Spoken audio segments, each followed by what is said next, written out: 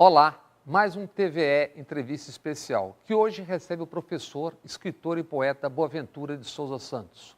Formado em Direito pela Universidade de Coimbra, doutor em Sociologia do Direito pela Universidade de Yale e um dos fundadores da Faculdade de Economia da Universidade de Coimbra, onde criou o curso de Sociologia. Português, é um dos mais importantes pensadores da Europa. Boaventura pesquisa e pensa também a América Latina, em especial o Brasil. Tem livros publicados sobre globalização, sociologia do direito, democracia e direitos humanos e segue na luta por justiça e emancipação social. O professor é dos principais inspiradores do Fórum Social Mundial. Professor, muito obrigado por essa conversa aqui na TVE, que é a TV pública da Bahia. O senhor pensou e desenvolveu há tempos o conceito do fascismo social. Como ele pode ser percebido e entendido? O fascismo social é um conceito que eu desenvolvi por uma razão simples. Nós vivemos em sociedades muito injustas, em que muitas pessoas não podem gozar efetivamente dos direitos democráticos, porque as suas ideias não são reconhecidas, não são discutidas, não são consideradas relevantes, são censuradas, são perseguidos pelas suas ideias ou pelos seus comportamentos. Portanto, em plena democracia, nós temos comportamentos que não são democráticos. Que não cabem. Que não cabem na democracia. Ora, como nós fizemos uma divisão nos estudos da ciência entre democracia e fascismo, o fascismo identificava-se com os regimes do Hitler, os regimes do Mussolini, do Franco na Espanha, do Salazar em Portugal, portanto, que eram regimes de partido único, bastante autoritários, bastante repressivos e violentos, uns mais do que outros, mas onde, obviamente, não havia democracia e, portanto, não havia a possibilidade de uma discussão pública das coisas. Muitos dos nossos democratas portugueses, porque o fascismo político português durou desde 1926 até praticamente 1974, muitos dos nossos intelectuais, professores, vieram para o Brasil, fizeram aqui a sua carreira, e o Brasil acolheu-os de uma maneira muito fidalga e muito nobre. Os portugueses agradecerão para sempre aos brasileiros isso. Mas, portanto, isso era o fascismo. Entretanto, tanto em Portugal como em muitos outros países, como se passou para a democracia, bem, o fascismo acabou. E, portanto, agora há democracia, há partidos, as televisões podem dizer o que querem, as rádios podem dizer o que querem, não há censura, não há DOPS, não há polícia secreta, etc. Mas há outras coisas muito perturbadoras.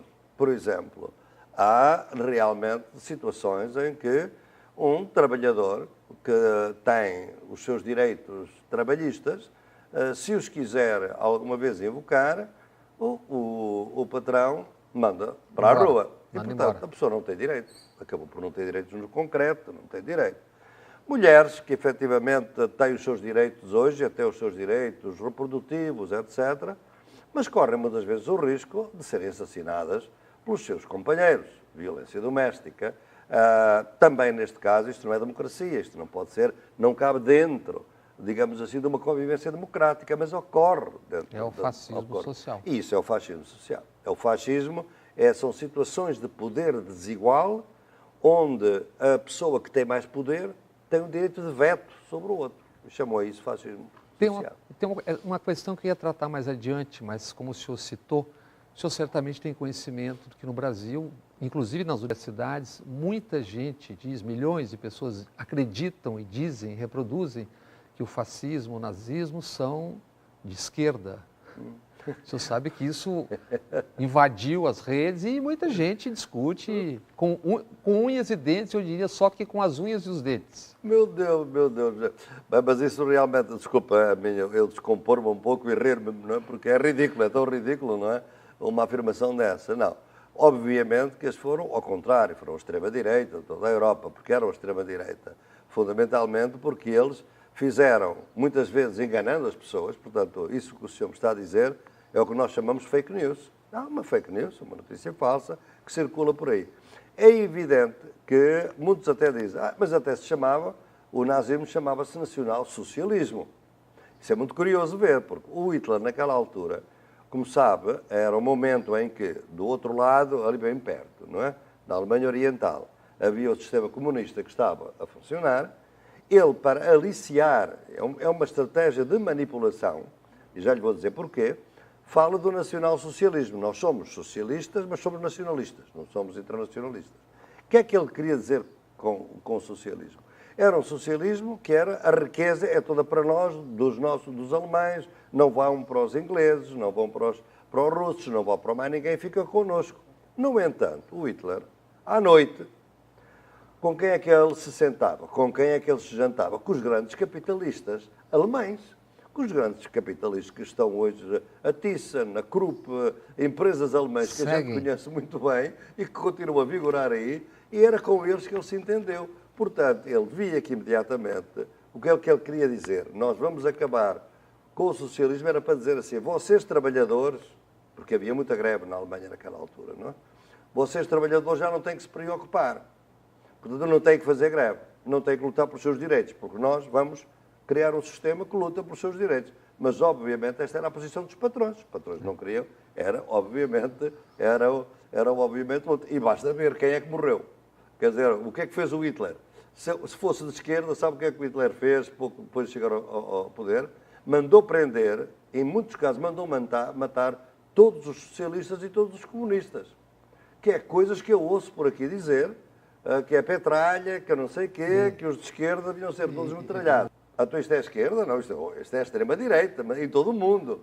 Eu não sei como é que no Brasil os fake news conseguiram este domínio desta ideia. O senhor tem alertado sobre a crise da democracia, a expansão de experiências autoritárias, que o senhor chama de ciclo reacionário.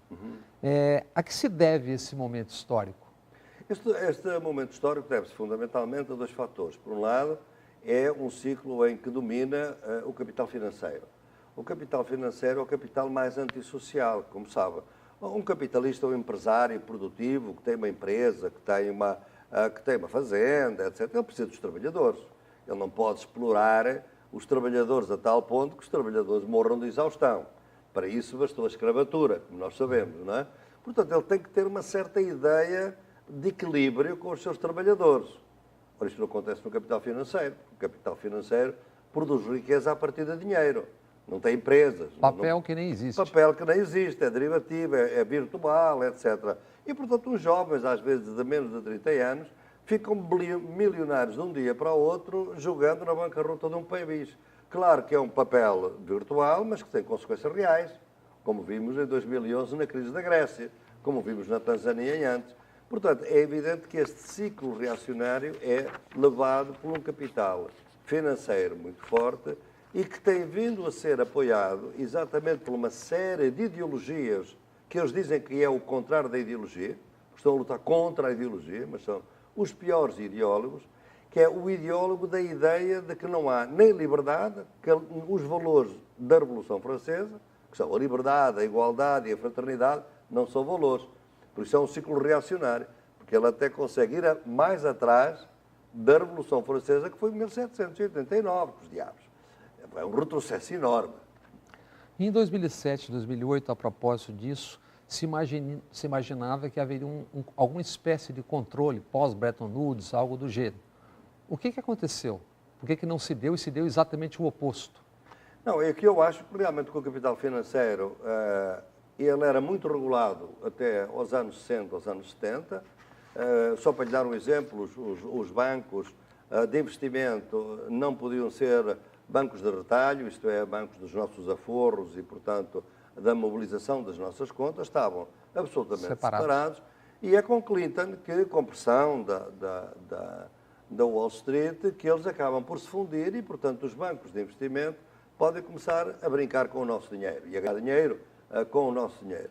Quando começa a pensar-se que, efetivamente, isto vai levar a que estes bancos têm que ser regulados, porque eles já não podem ser regulados pelos Estados, tem que haver uma regulação global, porque eles, entretanto, já deixaram um marco estadual, já estão bancos internacionalizados, altamente poderosos, pensou-se que era necessário numa regulação. Foi nessa altura que vem a crise de 2008, cai o Lehman Brothers, e então é uma crise, e aí sim, é que nós pensámos, eu vivia, aliás, nessa altura nos Estados Unidos, estava nessa altura, eu vivo nos Estados Unidos, metade do ano da minha vida, e, portanto, estávamos lá e vi, bem, isto agora é o... Agora vai. Agora vai, depois disto tem que haver. Não. Um ano depois, a Wall Street já estava outra vez a ter lucros, foi uma crise sem precedentes, no sentido de que quem provocou a crise foi quem ganhou com ela. Mas... E, portanto, os bancos continuam hoje a ter os mesmos lucros que sempre tiveram. Houve na União Europeia uma pequena regulação para evitar que não sejam os cidadãos a pagar as fantasias e os erros dos bancos. Nos Estados Unidos nem isso. Eu vivo numa pequena cidade, que é em Madison.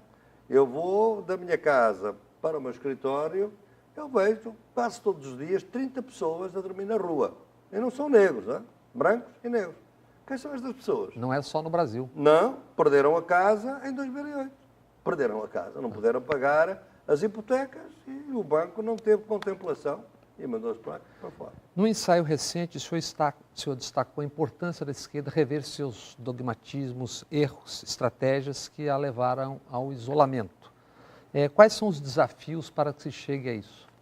Bem, os desafios são estes. Nós sabemos muito bem porque surgiram diferentes famílias de esquerda. Tinham diferentes ideias e foi legítimo e é legítimo que essa diferença exista, obviamente. Mas há momentos na nossa história em que a gente tem que olhar não apenas para o que nos separa, mas também para o que nos une. Ora bem, o que une as diferentes famílias da esquerda é uma ideia de justiça social. É uma ideia de liberdade, obviamente, da liberdade o mais ampla possível, de pluralidade e de maior igualdade social, isto é, de redistribuição da riqueza. Se for aos vários partidos de esquerda deste país, por exemplo, ou de Portugal, eles concordam mais ou menos nisto. Com o básico. No básico eles concordam. Mas então porquê é que se dividiram sempre? Bem, houve um tempo em que eles pensavam que, divididos, chegavam mais facilmente ao poder. A situação mudou. Os neofascistas, a extrema-direita, está à beira de chegar ao poder. Eu não estou a falar sequer do Brasil, estou a falar da Europa. Estou a falar na Itália, estou a falar na Hungria, estou a falar na Polónia, estou a falar na própria Holanda, estou a falar na Suécia, estou a falar na Espanha, agora com a Vox. Ou seja, nestes momentos, a gente sabe uma coisa, que o que une as pessoas de esquerda em todo o mundo hoje é serem defensores da democracia. Porque o nazismo e o fascismo mostrou que são sempre os primeiros a ser presos ou mortos. Portanto, hoje a esquerda defende a democracia. Portanto, o que eu tenho vindo a dizer é as esquerdas do mundo têm que se unir. Até escrevi um livrinho na Boitempo com esse título, Esquerdas do Mundo Unidos, que vai entrar agora em segunda edição, depois dos resultados das últimas eleições que eu atualizei o livro, para dizer, enfim, mantenham as vossas diferenças, obviamente. Por exemplo, em Portugal nós temos agora uma solução de um governo de esquerda, que é uma união entre vários partidos de esquerda. Tem as suas diferenças. Só para lhe dar um exemplo, o Partido Comunista é contra a NATO, o Partido Socialista é a favor da NATO. Não é isso que está em causa. Há algo fundamental além disso. É muito fundamental, era que queriam acabar com as privatizações das grandes empresas, a privatização do nosso banco público, acabar com a degradação das pensões dos mais pobres, acabar com a degradação dos salários e com a informalidade salarial, que estava a ser a receita que tem aqui no Brasil, foi tentada aplicar em Portugal, não com a mesma violência, mas foi tentada aplicar, e nisso estavam todos de acordo. Então, se os portugueses votaram maioritariamente nestes partidos, só que nunca podiam ser governo porque estavam desunidos, e a direita estava unida, resolveram unir-se. Foi um golpe de asa, foi uma inovação, que hoje, para todo o mundo, por onde eu vou, toda a gente me pergunta como é que isso foi possível. Que aconteceu em Portugal. Exatamente, e é uma boa notícia. Era tempo que os portugueses dessem uma boa notícia à democracia. O senhor é professor de Portugal, Inglaterra, como visitante dos Estados Unidos, dirige importante instituição de pesquisa científica. Eu pergunto, aos olhos, corações e mentes do mundo, como é visto o Brasil hoje, ainda mais comparando-se com uma década atrás? Oh, meu Deus! Devo-lhe dizer que me dói muito. Porque nas minhas andanças pelo mundo, as pessoas às vezes nem me perguntam tanto sobre Portugal, perguntam-me mais sobre o Brasil, até porque alguns até pensam que eu sou brasileiro, porque me identificam muito, escrevo bastante sobre o Brasil, etc. Não compreendem, as pessoas estão absolutamente estarrecidas, estão surpreendidas, estão assustadas, porque é uma viragem de tal maneira violenta em tudo aquilo que a gente foi identificado no Brasil, que ninguém entende. Quer dizer, como é que é possível que, por exemplo, só para lhe dar um exemplo, um presidente de um país que é preso porque terá cometido, nunca, enfim, à luz do direito internacional, dos juristas, muitos juristas do mundo, nunca se provou efetivamente as razões pelas quais ele teve 9 anos de prisão. E, portanto, é considerado um preso político. O senhor está preso e não houve ainda sequer uma sentença final, mas eles já o prenderam à cautela para ele não estar ativo. Enquanto outros seguem soltos. Enquanto outros, obviamente, fizeram coisas muito piores, viram caixas de dinheiro nos carros deles, etc. E continuaram presidentes, continuaram ministros, continuaram deputados. E depois há esta coisa estranha, quer dizer, este senhor Lula da Silva, quando esteve preso na ditadura, morreu a mãe, como o senhor sabe, não é? E o Lula da Silva pediu aos ditadores se podia ir assistir ao funeral da mãe. E os militares deixaram-no ir. Pois bem, em democracia, ele faz o mesmo pedido para ir ao funeral do irmão. Fizeram uma chicana jurídica até o último segundo. E não o autorizaram, porque realmente autorizaram o indivíduo a ir ao funeral do irmão depois do funeral ter sido realizado, é uma humilhação. Quer dizer, o que é isto? Isto é Estado de Direito? As pessoas perguntam, o Estado de Direito acabou. Então, um juiz que o andou a perseguir com todas as irregularidades processuais, e veja que é uma inversão total, é um juiz de direito que parece mandar no juízo do Supremo Tribunal Federal e que logo depois vai ser ministro. O que é isto? Que, segundo o próprio juiz do Supremo, à época, cometeu atos à margem da lei, como quando escutou a presidente e o ex-presidente Lula. Não tem nome, meu caro.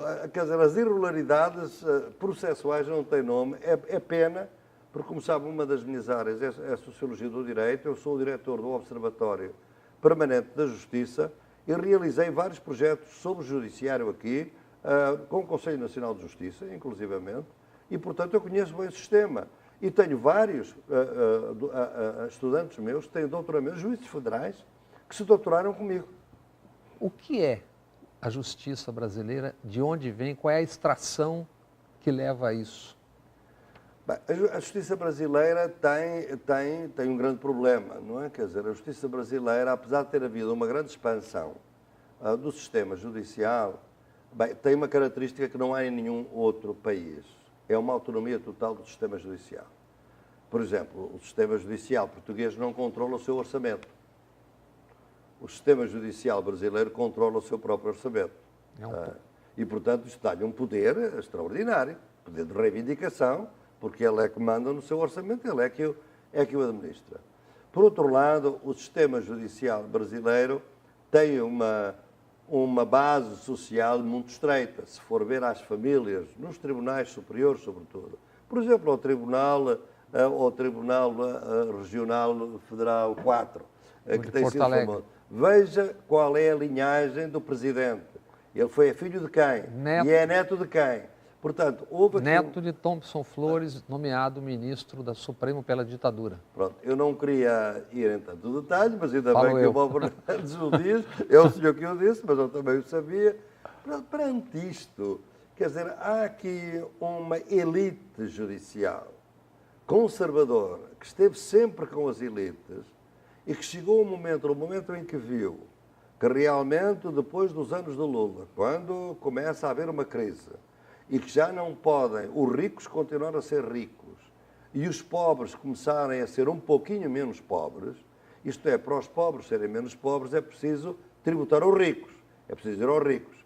Aí, esta fração do Poder Judicial, que não foi toda, tenho lá excelentes alunos e excelentes colegas que não são isso, mas esta corrente dominante, que é curioso, porque vem de um juiz de direito, Sérgio Moro, muito bem treinado nos Estados Unidos, para este tipo de ação, que vem e que acha que, neste momento, o sistema judicial tem que se aliar completamente com a elite.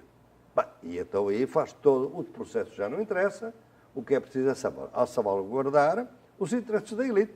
E foram salvaguardados, obviamente, da melhor maneira, que era neutralizando o candidato que de alguma maneira podia vir estragar o jogo das elites, mantê-lo preso, calado, não lhe deixaram fazer entrevistas, enfim, fazer uma série de tropelias que internacionalmente puseram o país pela lama, digamos assim, internacionalmente.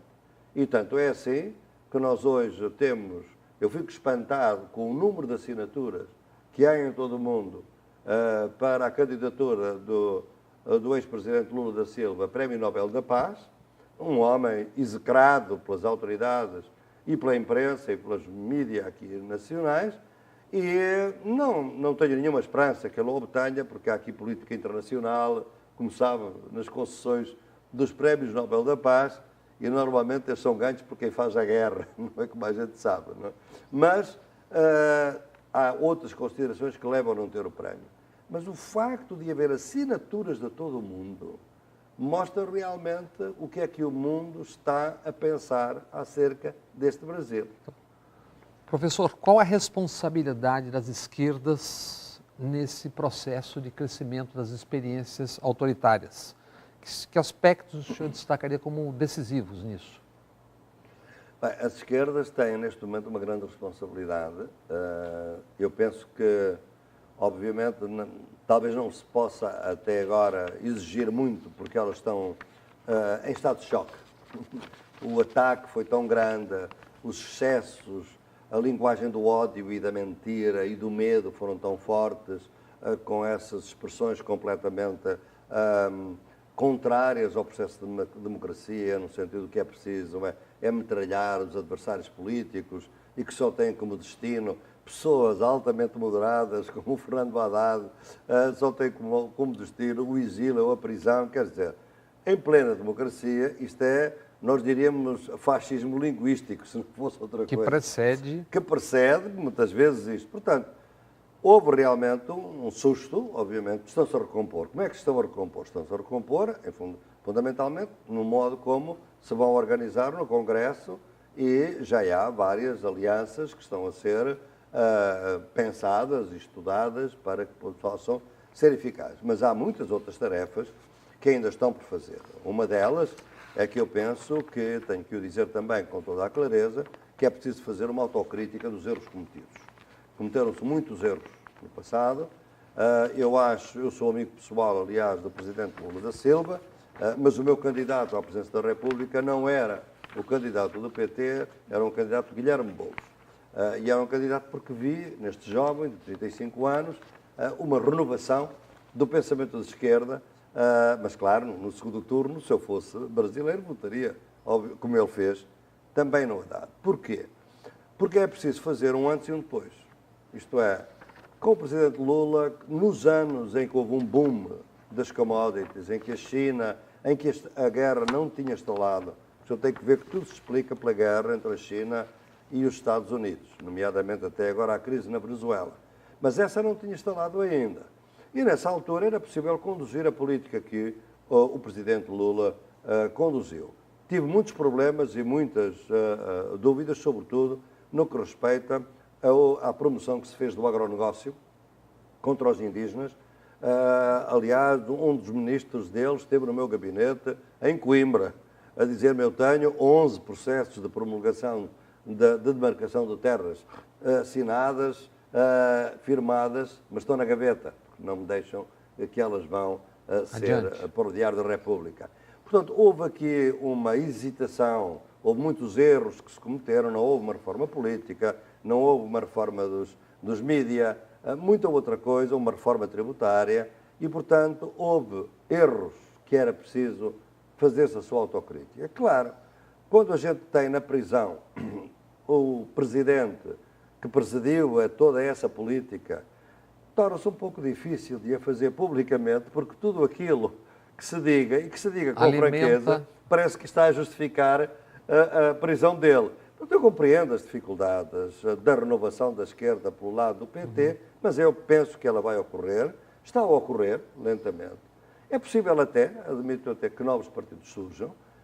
Penso que o próprio PSOL também tem que se renovar e está a renovar-se e tenho acompanhado também esses processos, mas a mim preocupa-me um outro elemento, é que tudo isto tem a ver com partidos. Ora bem, Eu acho que a forma partido está esgotada, com toda a franqueza. Eu acho que se os partidos continuarem a ser manipulados por elites, boas ou más, à esquerda ou à direita, à esquerda ou à direita, que não falam com as bases, que deixaram de ir às periferias, que já não sabem falar com as pessoas dos bairros. As pessoas dos bairros estão preocupadas com a sua segurança, mas eles que mandam nos seus carros não pensam nisso e nas suas casas não é esse problema. Não têm já sequer a linguagem dos jovens rappers com quem, por exemplo, eu trabalho tanto nas periferias deste país. os rappers. Rappers e poetas islã e toda essa gente que está a fazer uma renovação cultural nas favelas, por todo este país.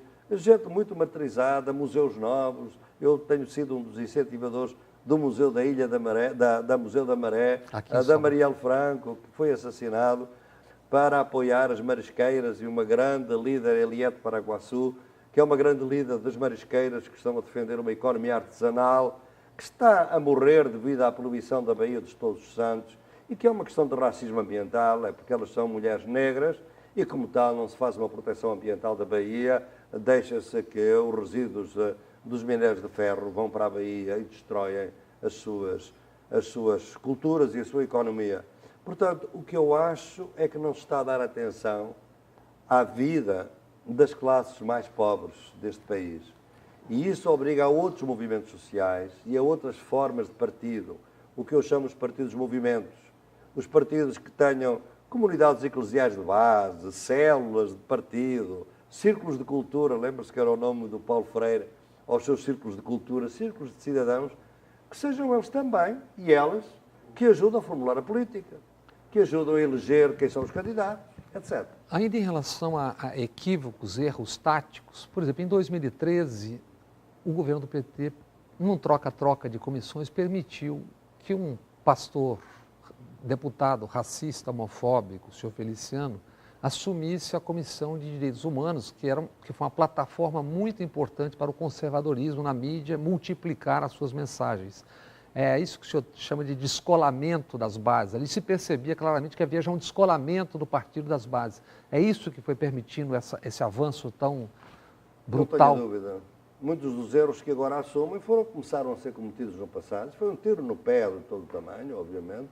Foi legitimar gente que, obviamente, estava a ter muito poder, mas que não foi aquela gente que nós conhecíamos da teologia da libertação, porque nessa altura as autoridades, mesmo as de esquerda, mantiveram uma grande distância em relação a esses padres católicos maravilhosos de esquerda que o Papa depois realmente recusou e fez... Botou na geladeira. Botou na geladeira. Eu trabalhei com Dom Helder Câmara e, portanto, foi para mim uma das grandes lições de vida, foi Dom Helder Câmara no Recife.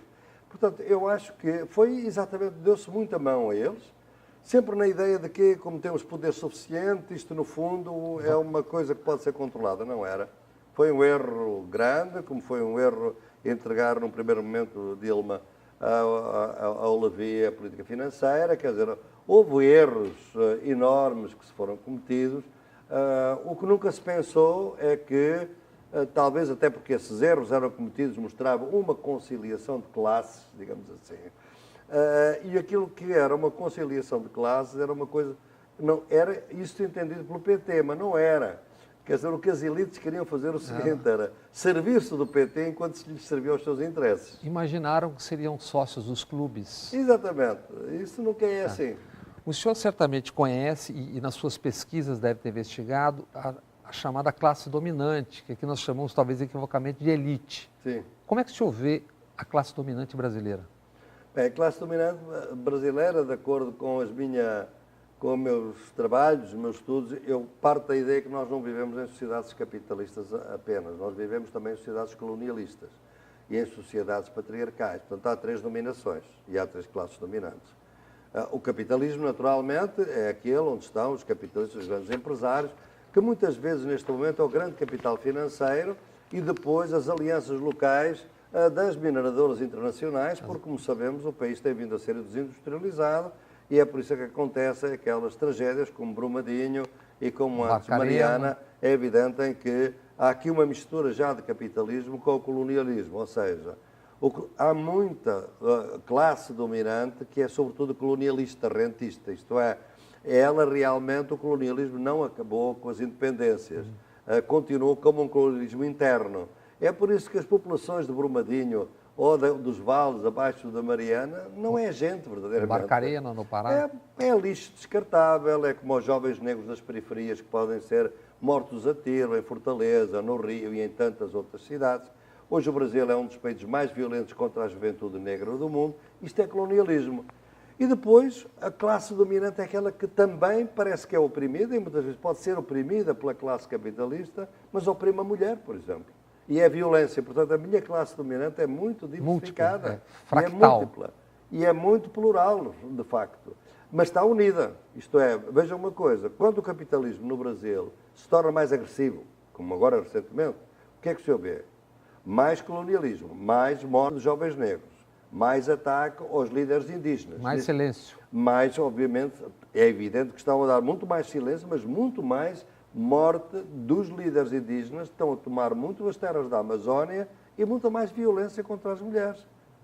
Ainda no mês de novembro, quando eu estava aqui, 3 mulheres, na mesma semana, da classe média de Brasília, foram assassinadas pelos seus parceiros. Portanto, a dominação é plural, mas está articulada. Quando uma aumenta, a outra também aumenta. Normalmente a gente pensa que a dominação é só o grande capital. Não. São o desprezo. Se o senhor ouvir a maneira como se falou mesmo da política, do Lula, etc., é um desprezo quase colonialista, racista. O senhor, o pensador Gessé de Souza identifica uma linha muito grande em relação aos 350 anos, no mínimo, de escravidão, com relação a toda essa conformação cultural brasileira. A elite do atraso, tem toda a razão, ele tem toda a razão. A minha leitura é muito coincidente com a dele e, portanto, é uma elite que não se pode dizer que é como a elite norte-americana, os grandes interesses do capital, etc. Há uma elite aqui que tem uma composição muito diversa, onde anda tanto, obviamente, o preconceito muito do feroz. capital, mas também um preconceito racial muito forte e um preconceito homofóbico e feminicida que existe ainda hoje. Basta ver que em nenhum outro país em democracia aconteceu o que acaba de acontecer, que é um deputado federal, aliás, um querido amigo meu, Jano Willis, que é obrigado a sair do país, perseguido. Voltando um pouco ao caso Lula, o Comitê de Direitos Humanos da ONU deve se reunir agora em março. Pergunto, que tipo de influência esse comitê sofre ou não sofre e que tipo de importância ele tem nos Jogos do Mundo? Bem, mundialmente vai ter um impacto, obviamente. Não no Brasil, porque temos um chanceler que praticamente... A depender da solução, da decisão, né? Não, depende, mas eu tenho certeza, normalmente, que estes relatórios são muito bem informados e são feitos com muito cuidado. São feitos com muito cuidado, é o sistema das Nações Unidas, é assim. Mas a gente sabe que mesmo os radicais hoje estão numa posição tal que nem os direitos humanos se salvam. Basta ver como o Dr. Zeid Hussein, que foi até há pouco tempo, 2016, o alto comissário da ONU para os Direitos Humanos, saiu, renunciou ao cargo com uma frase absolutamente dramática, dizendo que os direitos humanos eram até agora um ponto central das relações internacionais, neste momento são pária. São pária. Portanto, eu penso que internacionalmente vai ter algum impacto, dependendo do seu resultado, que eu penso que vai numa direção de que terá havido, obviamente, erros judiciais fortes na situação brasileira, mas é evidente que internamente isso vai ser imediatamente com milhões de fake news, com bots, com robôs que vão tentar neutralizar o efeito. A propósito, há agora uma certa reação da mídia chamada dominante contra ou se opondo em parte ao atual governo. Como é que o senhor enxerga? Os brasileiros, por exemplo, não sabem que em boa parte do mundo dito civilizado tem TV pública, à noite tem debates com esquerda, centro, meio, direito, fundo. Aqui é um continente que não há nenhuma rede de televisão que discuta nenhum assunto, nem futebol. Como é que o senhor vê a mídia de massa no Brasil? Bem, vejo realmente com uma perspectiva extremamente negativa, não é? Extremamente negativa. Em relação à sua primeira pergunta relacionada com isso, é muito claro, quer dizer, isto é, a mídia, digamos, dominante, os grandes oligopólios das grandes 5 grandes famílias mediáticas deste país, tinham um candidato de direita, não era Bolsonaro. E, portanto, fizeram tudo para que o seu candidato ganhasse, não é? A certa altura, o jogo começou-lhes a sair do controle. Ficaram sem e pai nem acabam mãe. de ter que pactuar com um candidato que não era deles. E, portanto, hesitaram ali um momento em que podiam trazê-lo, inclusivamente mostraram-lhe os álbuns de família, para que ele ficasse a saber, etc, etc. Mas não deu resultado absolutamente nenhum e, portanto, criou-se isto, porque depois mete-se também a concorrência, porque, entretanto, há uma TV, que todos nós sabemos qual é, que vai, também ligado aos evangélicos, que vai apoiar o Bolsonaro, que é concorrente também dos negócios, do oligopólio das famílias. Portanto, por um lado, o negócio começa a ser posto em causa, um negócio mediático, obviamente, e, por outro lado, as elites que eles queriam promover, que eram aquelas que lhe garantiam os seus negócios, os seus candidatos não foram também aqueles que foram para o poder. Veja que acontece exatamente como Trump nos Estados Unidos, não é? Veremos um dissenso. Exatamente. E então cria-se então uma dicotomia, que não é uma dicotomia, digamos, muito saudável entre os médicos, que criasse mais pluralidade, embora haja alguma nos Estados Unidos, mas não muita, mas foram as redes sociais. E então entraram num país que estava totalmente disposto, com 120 milhões de pessoas, a terem como única fonte de informação o WhatsApp. Isto era uma receita tóxica que podia manipular até ao limite a opinião pública brasileira, e foi isso que aconteceu, e isso os tais mídia oligopólicos não puderam controlar. Professor, como é que o senhor analisa, como é que suas pesquisas percebem, avaliam o avanço neopentecostal evangélico no Brasil e a importância desses segmentos, usando evidentemente parlamentos, etc. Não me refiro apenas à religião, né? Nessa crescida do conservadorismo. É um papel muito importante, é um papel decisivo que não é de agora, vem de trás. Ele nasce fundamentalmente nos Estados Unidos, tem uma grande influência dos Estados Unidos, e é nos Estados Unidos que, desde os anos 30, aliás, já é depois do New Deal, que as religiões neopentecostais tentam uma revolução do passado, isto é, sempre reacionário no sentido do regresso a um passado glorioso, que muitas vezes se articula com um juízo final e, portanto, uma lógica de medo que cria uma insegurança extraordinária nas pessoas e que cria, portanto, a ideia de que há um medo perante o qual é preciso dar segurança. E elas criam-se exatamente nesta grande arma de medo que tem apenas uma forma de superar. É de saber em que medida na Terra Deus dá sinais de estar com eles. E o Deus dá sinais através da riqueza que lhes dá, do sucesso económico que tem. Chamou-se a isso a teologia da prosperidade, que é a teologia dominante em todas estas correntes, que normalmente é a teologia da prosperidade, obviamente, dos bispos que são e dos pastores que dominam estas igrejas, e veja-se as catedrais que se vão construindo. É uma teologia completamente oposta àquela que tinha sido promovida pela Igreja Católica, a teologia da libertação. Era a teologia do Cristo de Nazaré, como um homem pobre, que sacrificou a sua vida pelos pobres, que eram vítimas, obviamente, de uma opressão colonial, e que, do Império Romano, e que ia trazer os judeus, portanto, a uma vida melhor a partir exatamente dos mais pobres, não é? Pronto, com o tempo, a teologia da libertação quase que desapareceu, dá sinais agora de algum ressurgimento, e os pentecostais entraram, as teorias evangélicas em geral, o pentecostalismo em especial, entrou com muita força neste continente, entrou com muita força em África, e sempre com uma ideia, basta ver os financiamentos que eles tiveram da CIA, de várias organizações do Estado norte-americano, é que ela era uma boa maneira de neutralizar toda a ideologia revolucionária. Isso se conecta, de certa forma, com o que o senhor disse sobre as novas linguagens que a esquerda deixou de dominar ou que a direita domina bem. Exatamente. Aí há um link entre os hábitos de consumo, o mundo digital, como as coisas são, e esse avanço. Não tenho dúvidas, porque, e aí até tem vários níveis essa questão. Por um lado, porque a muita da esquerda foi criada na ideia de que a religião era o ópio do povo, não é? E como tal não atendeu muito ao aspecto espiritual. As pessoas precisam de uma dimensão transcendente. As pessoas sofrem, nem sempre têm médicos, nem têm recursos. As pessoas têm, os próprios indígenas, por exemplo, têm um papel, a natureza, a Amazónia, os bosques, as florestas, os rios são sagrados para eles.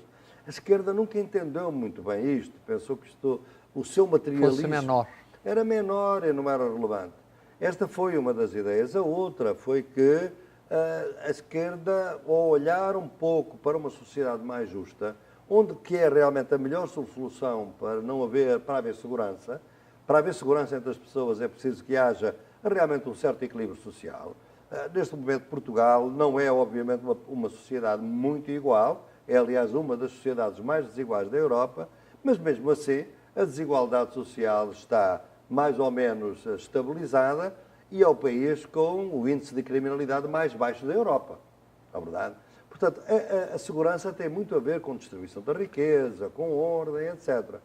Bem, a esquerda pensou que, trazendo um pouco de mais ordem de redistribuição, trazia isso segurança. Automaticamente traria. Mas não trazia. Quem é que veio dar a segurança? São aqueles que têm um discurso do medo e o medo traz o discurso da segurança. E que ganham dinheiro com a segurança. E ganham o dinheiro com segurança. Portanto, há aqui uma mistura tóxica entre as empresas de vigilância e de segurança privadas e as igrejas pentecostais. E aí criou-se o síndrome da segurança e a esquerda ficou por fora disso. Ainda numa vertente desse raciocínio, o senhor dará aulas agora de março a junho, né, essas aulas magistrais em Coimbra, e eu estava lendo que o senhor proporá, em certos momentos, a partir da segunda aula, que os alunos façam poesias, declamem, cantem. Isso tem a ver exatamente com essa, aspas, apropriação do que já existe, que são as novas linguagens, como uma forma de criar um novo pensamento? Não, tem uma raiz muito profunda na minha própria epistemologia, que é a maneira como eu entendo o conhecimento, e entendo o conhecimento no sentido de que o conhecimento científico-social, porque eu sou um cientista social, é valioso, mas não é o único. Há o conhecimento das populações ribeirinhas, das favelas, dos indígenas, são conhecimentos muito importantes.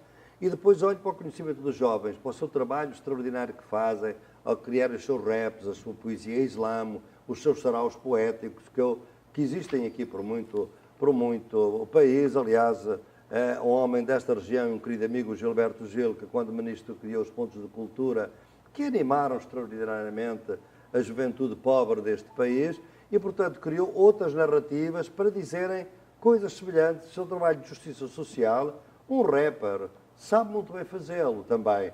Então, o que eu tenho a felicidade, como tenho muitos alunos, estudantes nas minhas aulas, que vêm de diferentes países, muitos deles do Brasil, e que são rappers, são raperos, são gente que trabalha no rap ou na poesia slam, tive a ideia de que o resumo das minhas aulas fosse feito em rap. E então, já está publicado, aliás, aqui pela Cortês, se os leitores tiverem curiosidade, é um livro que acaba de sair na Cortês, chamado Na Oficina do Sociólogo Artesão, e na parte final estão, então, os resumos das minhas aulas, feitas por raps, e alguns são brasileiros e alguns talvez os conhecem.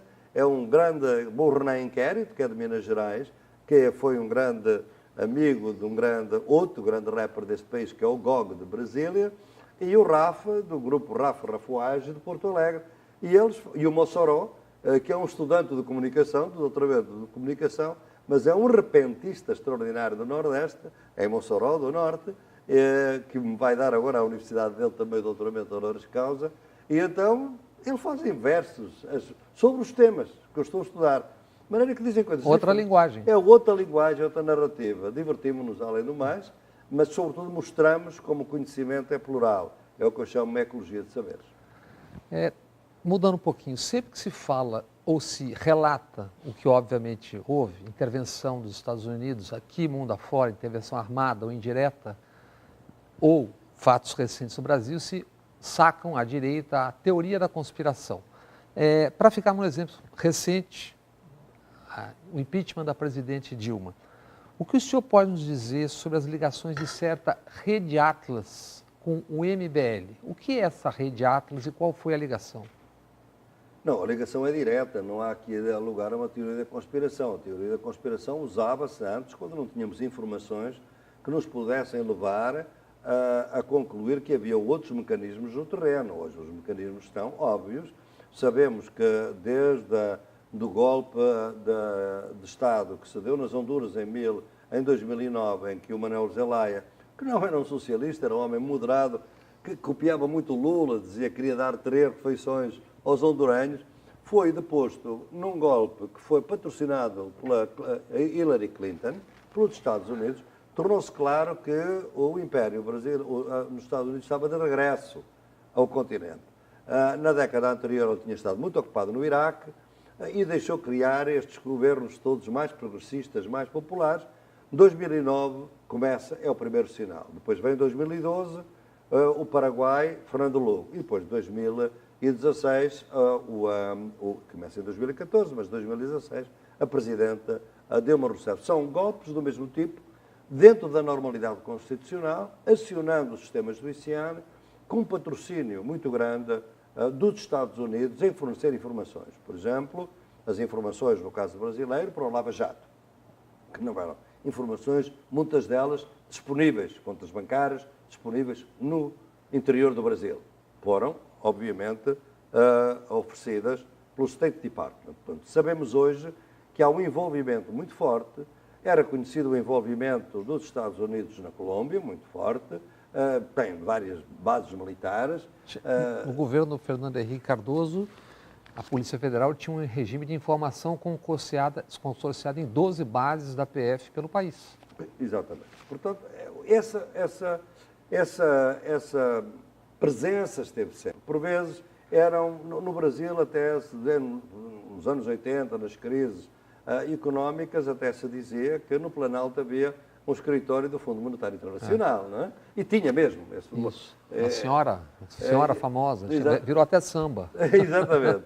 Isso existia. Portanto, é uma presença que vem de longa data. Simplesmente agora assumiu uma presença muito mais forte e uma agressividade muito mais forte dos Estados Unidos neste momento. A gente vê que nunca é a promoção da democracia, é sempre a luta pelos recursos naturais. Mas e a rede Atlas? A rede Atlas foi uma rede que foi criada exatamente à margem, digamos assim, da política oficial dos Estados Unidos. Ela é criada com financiamentos privados, com muitas ramificações. Aliás, quem a dirige durante muito tempo é um argentino, inclusivamente. Mas essa rede é criada pelo poder financeiro dos Estados Unidos para tentarem bloquear qualquer política que possa pôr em causa o controle das grandes multinacionais financeiras sobre recursos naturais deste continente. E para isso é preciso controlar os governos de esquerda, porque os governos de esquerda foram historicamente aqueles que procuraram uma política mais nacionalista, por exemplo, o pré-sal a ter destinos sociais e a não ser posto no mercado internacional, o caso do Chaves, etc. É um mecanismo que vai se criar e que é um mecanismo muito bem formulado, porque não lhe posso dar os detalhes todos, mas é realmente, porque isto também vai ter ramificações na Guerra dos Balcãs e nas chamadas revoluções que ocorreram na Europa, em que o mesmo treino dos mesmos jovens em técnica de desestabilização de governos mais progressistas ou comunistas vão ter lugar e, portanto, é uma articulação muito profunda, um treino que vai criando, sobretudo, jovens e tentando selecionar jovens líderes que são treinados depois em certas universidades, em certos centros dos Estados Unidos. O Juan Guaidó, por exemplo, o novo presidente proclamado, é um fantoche para mim, mas proclamado na Venezuela. O MBL no Brasil? O MBL no Brasil, obviamente, o seu líder também teve treinamento na Academia da Liberdade, que é dos irmãos Koch, porque depois o programa Atlas tem uma ramificação enorme, onde depois tem também os irmãos Koch, que têm uma influência extraordinária. Quem são os irmãos Koch? Os irmãos Koch são os grandes multibilionários norte-americanos, sobretudo com muitos interesses no petróleo. Petróleo do Texas, praticamente, mas o petróleo mundial hoje, não é? E fazem um processo que nós conhecemos nos Estados Unidos, como sabe, eu há 35 anos vivo metade do ano nos Estados Unidos, No meu estado, que era um estado que até foi socialista, que é o estado do Wisconsin, tem hoje um governador do Tea Party, que é a versão mais conservadora do Partido Conservador. E tudo devido à influência financeira extraordinária dos irmãos Koch, porque lá não é um país que tenha corrupção. Porquê? Porque a corrupção é legal. Quer dizer, qualquer pode dar o dinheiro que quiser àquele candidato. Por isso é que dizem que não são corruptos. A corrupção é legalizada, não é? E, portanto, esta foi uma urdidura. Não foi nada do tipo que aconteceu com o tempo do Kennedy, quando veio a Revolução Cubana, que aí foi a CIA e era a Aliança para o Progresso. São agentes privados. É o capital. É o capital a tomar conta, a ver que os recursos naturais da América Latina estão em risco e podem, a certa altura, surgir o pânico. Qual é o pânico? Não é já que eles fiquem para o Brasil ou para a Argentina, é que vão para os chineses. Portanto, eu não entendo nada do que está a passar aqui na América Latina sem a rivalidade entre a China e os Estados Unidos. E é por isso que nós temos a crise na Venezuela e foi por isso que foi preciso neutralizar o Brasil e naturalmente, neutralizar os BRICS, como sabe também.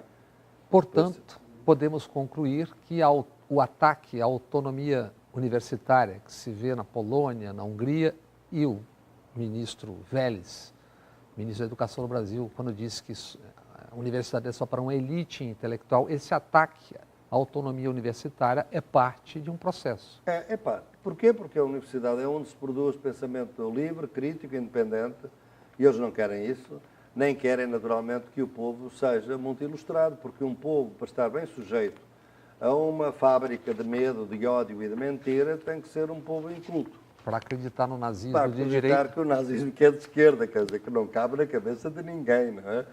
Porque basta ver quem é que as mataram. Mataram foram os de esquerda, não mataram os de direita, pelo contrário, não é? Qual é a saída diante desse quadro todo? Quer dizer, como é que se constrói uma saída? Em que ponto estamos? Como é que se pode avançar? Meu caro, eu acho que neste momento nós estamos num período de tanta agressividade destas forças conservadoras e reacionárias que nós estamos num período defensivo. Isto é, nós temos que defender aquilo que se conquistou e que de alguma maneira pensávamos que era irreversível. E uma das coisas que se pensava que era irreversível, embora historicamente nunca o tenha sido, é a democracia. Eu acho que o Brasil, acima de tudo neste momento, as forças de esquerda, das forças de direita não tenho neste momento muita esperança, devo dizer, devido ao passado recente e ao facto de quase todas elas terem pactuado com o golpe e, portanto, consentirem num atropelo democrático. As forças de esquerda têm que, obviamente, defender a democracia. É preciso defender os direitos sociais. Não faz sentido, realmente, defender o meio ambiente. Perante tanto desastre, desaparecer o Ministério do Meio Ambiente, desaparecer ou pôr a FUNAI debaixo do mandato da agricultura industrial brasileira. Há coisas realmente que é preciso defender que não sejam irreversíveis. Isto é, que se consiga, efetivamente, poder parar, estancar um pouco a agressão.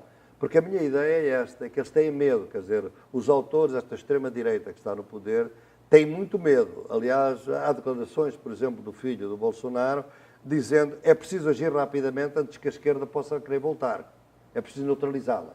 E, portanto, não há tanta confiança naquele projeto. Porque sabem uma coisa, é que este projeto só se pode impor por via ditatorial. Foi assim no Chile. O Paulo Guedes, o ministro, é o que sabe isto melhor. Portanto, por democracia não se impõe. Logo, eles vão ter que fazer muitas concessões. E, portanto, há que defender o que nós temos, porque há campo para lutar neste domínio. Depois é preciso começar a construir políticas que, efetivamente, visem uma tributação mais justa, uma política fiscal mais justa, uma política trabalhista ainda mais forte do que aquela que existe, uma política mediática que garanta a liberdade de opinião e não aquilo que dizem, sempre que há uma regulação, é censura. Não é censura. A censura é um ato do patrão quando queira. Exatamente. Não é nada disto, é pluralidade. É jogar pela pluralidade. Nós, em Portugal, convivemos com muitas televisões privadas, mas há 3, 4 canais públicos. Há uma, que é a RTP, que é público, tem o Canal 1, tem o Canal 2, que é Cultura, tem o 3 e tem a RTP África. Onde se tem conversas como essa aqui. Exatamente, do mesmo tipo e com a mesma qualidade, e com a mesma vontade, e com a vivência democrática. É isso que a gente procura fazer, sem isso não vamos longe. Direitos humanos, acho que chama-se Achille Mbembe, professor de História na África do Sul e nos Estados Unidos, diz que houve uma profunda transformação na compreensão dos direitos humanos. Quais são os novos atores e que transformação é essa? Não, eu tenho vindo a defender que nós, até defendi isso recentemente no Instituto Vladimir Herzog, cá está, Vladimir Herzog, que foi assassinado pela ditadura, que nós precisamos de uma nova declaração para os novos 70 anos. Não é? E eu penso que, neste momento, temos que combater os atores que estão a destruir os direitos humanos, que é isto tudo que nós acabamos agora, temos que vencê-los democraticamente, porque não vejo outra maneira legítima de o fazer. Depois é preciso lutar por direitos novos. E, portanto, quando me diz o que é há a fazer, por exemplo, eu acho que nós temos que aceitar os direitos da natureza, que é uma grande reivindicação indígena, que é o direito da terra-mãe, o direito que nós não podemos explorar a natureza a céu aberto, como faz a Vale, como fazem muitas outras empresas, como se faz o desmatamento da Amazónia. A natureza tem direitos. Veja que isso já está no artigo 71 da Constituição do Equador, mas não está a ser devidamente aplicada. Temos que ter novos direitos à memória e à história. A história está mal contada, a história dos nossos países. Por exemplo, a ideia de que os colonizadores foram aqueles que andaram aqui estrangeiros e depois não houve mais colonialismo, somos livres e independentes. Não somos. Grande parte da população continuou sujeita a um jugo colonial. Basta ver que no Brasil morreram mais indígenas depois dos portugueses saírem. Não é para defender os portugueses, porque eu também sempre fui contra o colonialismo africano. Estive envolvido no movimento anticolonial. E por isso é que só pude ir à África depois das independências, porque eu antes, o governo da ditadura não me deixava. Portanto, é todo este campo que nós temos agora de começar a pensar uma outra história, uma outra memória, que permita a diversidade, quer dizer, a diversidade inclusivamente sexual. Como é que é possível que uma grande líder da luta pela legalização do aborto, aqui no Brasil, a professora Débora Diniz, tenha que ter saído do país porque estava ameaçada pela esta extrema-direita conservadora pentecostal. Não é admissível. Professor, muito obrigado pela entrevista e pela sua presença aqui na TVE, que é, a propósito, a TV pública da Bahia. Muito obrigado. Foi um gosto enorme estar aqui consigo e com os seus espectadores. E obrigado a você que acompanhou este TVE Entrevista Especial. E continue com a gente. A TVE é sua, é da Bahia.